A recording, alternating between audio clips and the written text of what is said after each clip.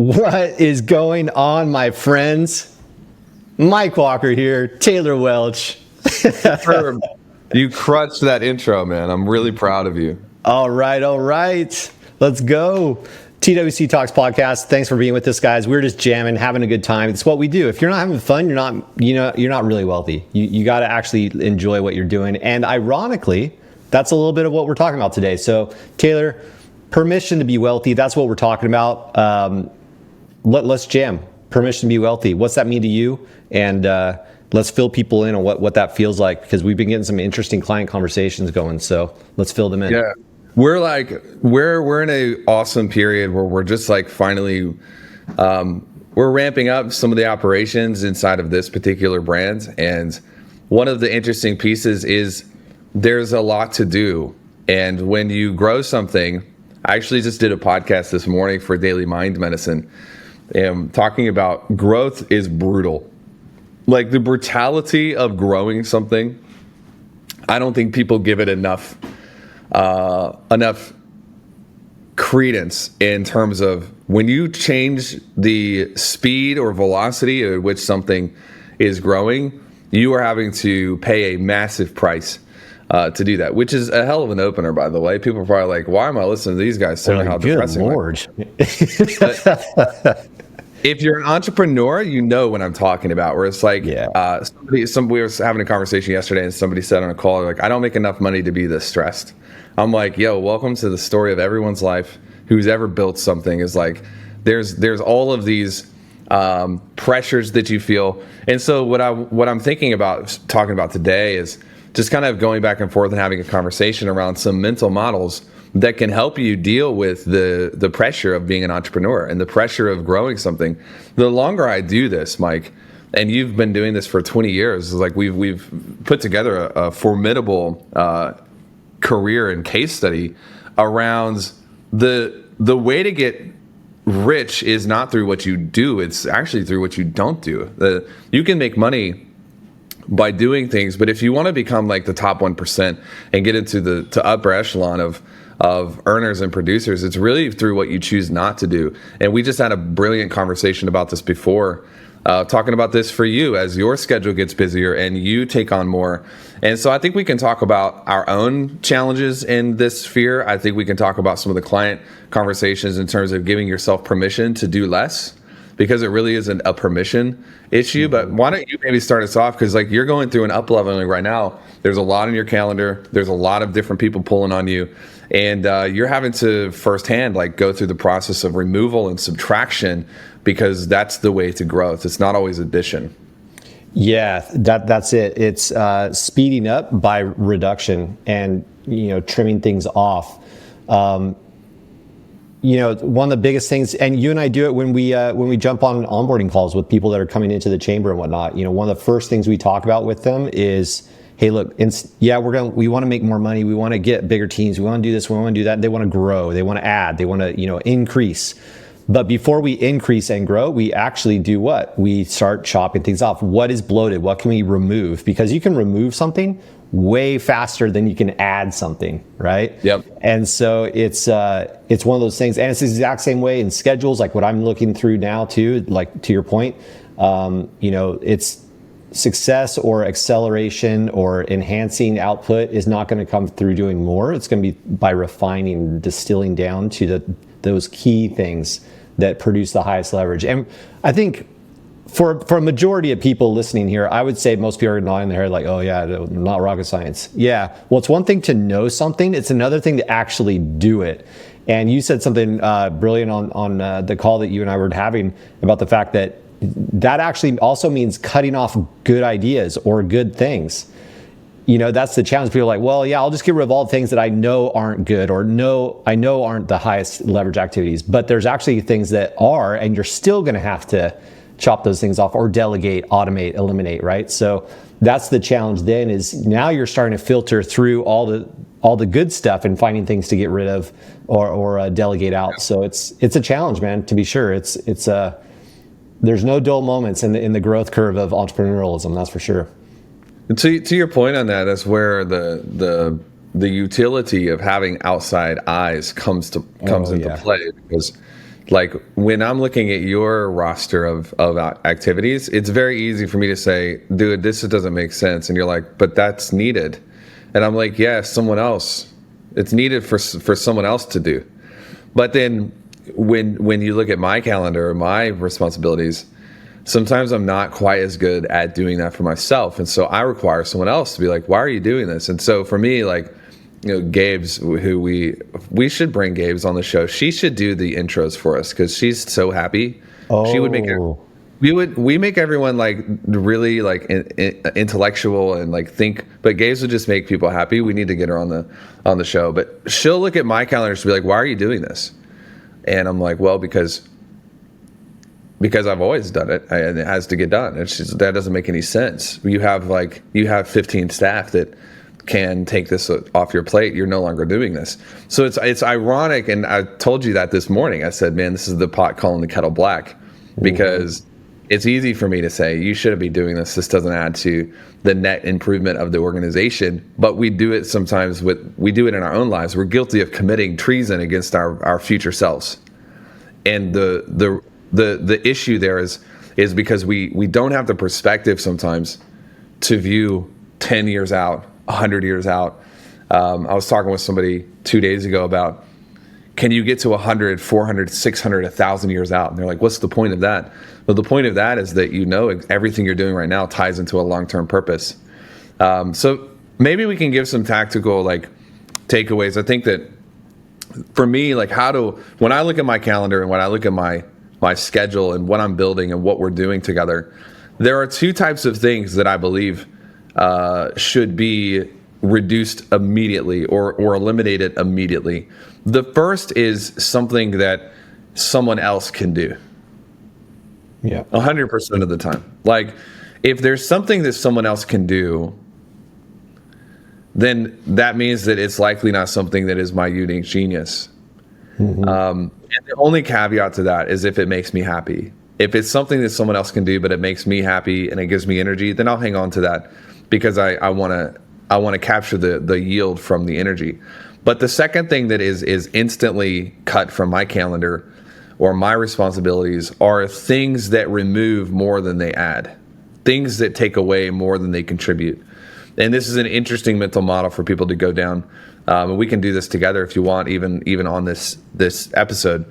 But when you sit down and you look at writing the book, you just wrote a book, shameless plug, The Excellent Experience. We'll be launching that next year.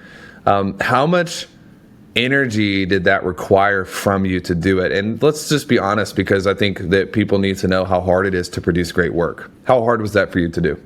Yeah, it was definitely an iterative process over about 90 days of research, distilling information and notes, going back through those notes again, reading them, going back over it again. It was multiple iterative process, to be sure. I loved it. It was really fun and enjoyable, and I think we got high leverage out of it, but it was intense, to be sure. So already we're like, okay, this is something that we're probably going to do again because it makes you happy. And it's something that you loved and it gave you energy. But the second question is, how much will that contribute into our organization, into your own brands for the future? And let's just ballpark it, because there's no way for you to know until you have it published. But what do you think that will contribute to the Wealthy Consultant, to Mike Walker, to our future? I think it's a huge lift. The whole topic of client services and retention is something that very few people are talking about. As you know, they're all about, go get new clients, go get more clients, get you more leads.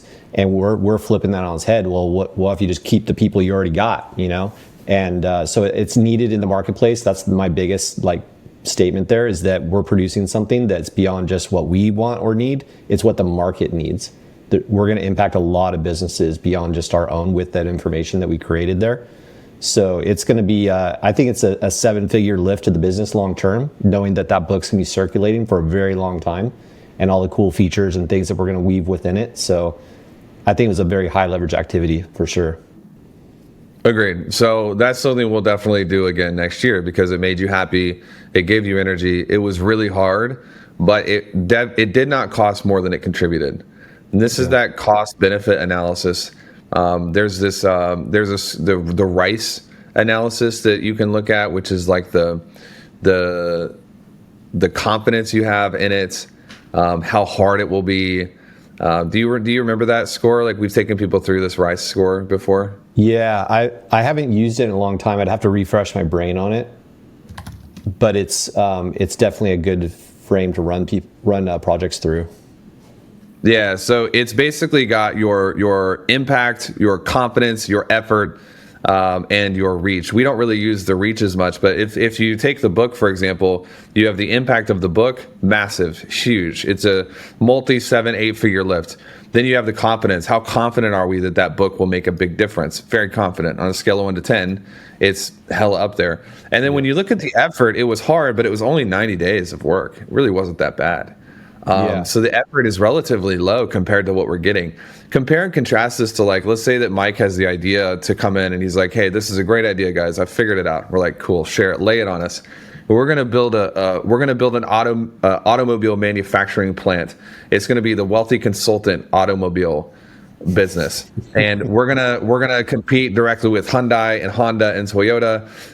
And I'm like, yo, the effort there is actually so catastrophic that there's almost no reality where that makes sense inside of Wealthy Consultant. And so that's just a stupid example, but all of the time we have these ideas like, I have an idea, we could do this. It's like, you know what?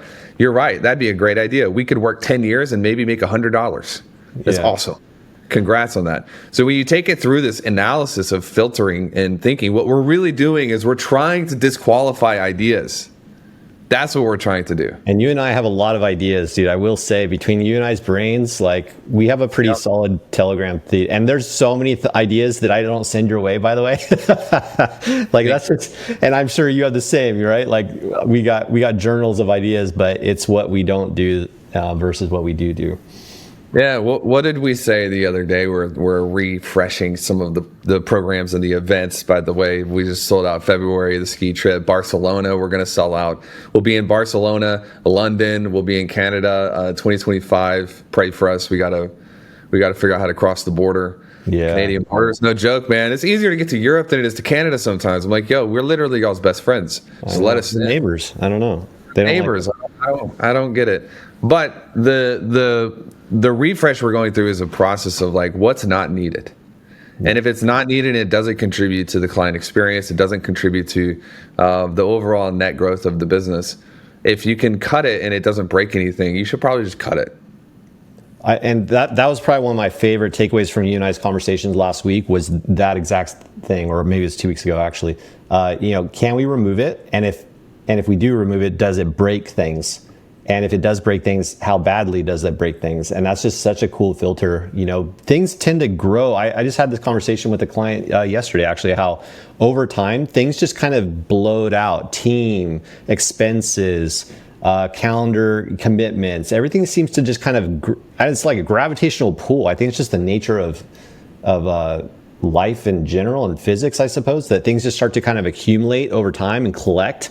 And we have to get in there. And I think in periods of growth like we're experiencing now here at Wealthy Consultants, like, that has to become a practice that we do more often. We pick up the frequency of that filter again and go, okay, well, it's been 60 days, let's run it again. It's been 30 days, let's run everything through it again. And that elimination, speeding up through elimination is critical. It's very basic, really, in principle. But again, just because it's basic, don't confuse simplicity with sophistication. Ooh, don't confuse simplicity with sophistication. Very nice. Let's end here. I think this is the big caveat. If we can throw an ultra disclaimer at the end as a warning, because I think that the entrepreneurs, we are driven creatures, and we usually have large targets and large goals, but we're extreme and we're intense. I forget where we were. My wife is an entrepreneur as well, and so she's pretty intense. And like, Lindsay, she's like super nice, but she'll get you if you get in the way. And she was saying, "Why are you so stressed?" And I was like, "I'm not stressed." She's like, we were at dinner, and she's like, "You seem stressed." And it took me to the end of the conversation, or the end of the dinner, to realize, oh, babe, I think what's happening is, like, I'm not stressed. I'm intense. Like, right now, I'm in an intense mood. Mm-hmm. I was like, I'm not stressed about anything, but, like, I want a margarita and I want it the right way, and they work here and I pay them money, so they need to do their job. And she's like, geez, okay. Just like, I was like, I'm not stressed. Get that guy a drink. I'm like, of a long day. I'm intense. And so entrepreneurs tend to have this where we have these moments where we're really intense, and we'll take something and we'll like extrapolate it out larger than it should have been. And so this theme of what we're talking about is like deleting and subtraction. And it's be careful that you don't remove things that make you happy. I think this is a problem. When an entrepreneur really gets this and you figure it out, and maybe you can come through, you can talk with us. We're like masters at helping people free up their calendar, free up their time, get into their top 20%. And all of a sudden people start making more money, they're way happier, and they have more time. It's just a product of like following the model. But every once in a while, someone will go, oh, I'm just going to delete everything then. Yeah. And it's like, whoa, okay. And they do it. Because whatever it is that you're trying to accomplish, there's a person in the world you can bring in to do it. Like, there's no such thing as like no one else can do this, truly. But what happens is they get depressed and they replace themselves in everything, and then they have no point. And so the key here is number one, give yourself permission to do less. You have to give yourself permission to not work as hard and use the right people, systems, processes. But the second thing is, you have to ensure that you give yourself permission to do what makes you happy, including your business. Like, just because somebody you know exited their business doesn't mean you also need to exit their business. There's nothing worse than succeeding at someone else's goal. 100%. That's the worst. So keep in mind here, like, there are things that you love to do in your business. Keep them. You don't have to backfill yourself out of everything. And this craze of like, I'm just going to exit. And I'm, one of my great friends wrote a book called Buy Back Your Time. Dan Martell, look him up. You should buy the book. The book's one of the best books I've ever read in my life.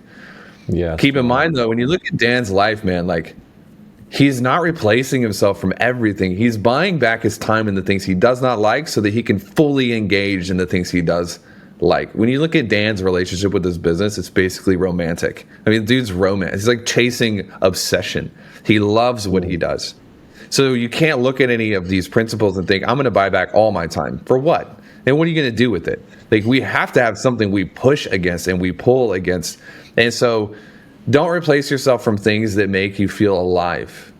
Actually do more of those things. And what happens is you feel over time, you'll fall more and more in love with your life.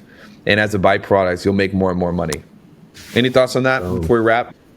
No, man, you said it all. Success doesn't have to mean Mai Tais sitting on the beach with nothing else to do. Like, it can be head down, busy, like cranking out new content, or doing, like you said, something that you love. Just because you're busy doesn't mean that's bad. Just make sure that you're engaged and doing something that you love, and that's wealthy. That's success.